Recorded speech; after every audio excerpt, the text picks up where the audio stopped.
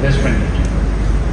সেটি নিয়ে আমরা আলোচনা করেছি, সেটি যাতে তাড়াতাড়ি হয় এবং সেখানে যে সমস্যাগুলো আছে সেগুলো যাতে দূরীভূত হয় সেটি নিয়ে আমরা আলোচনা করেছি।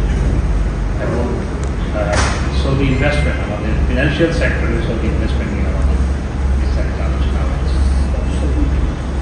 অফশোর ব্যাংকিং সহ আমাদের ফিনান্সিয়াল সেক্টরে আমরা যখন অ্যাডমিনিস্ট্রি করেছি তখন আমরা আলোচনা করেছিলাম, আজকেও আমরা সেই বিষয়গুলো আলোচনা করছি। এই ছিল মোটামুটি আলোচনা। আপনারা জানেন যে সৌদি আরবে আমাদের সবচেয়ে বেশি জনশক্তি সৌদি আরবে 3.17 মিলিয়ন, 31,70,000 মানুষ সেখানে কাজ করে।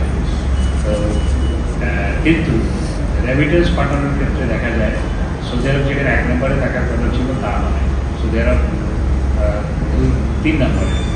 কারণ এই যে নিজেদের নামে ব্যবসা বাণিজ্য রেজিস্টার্ড না,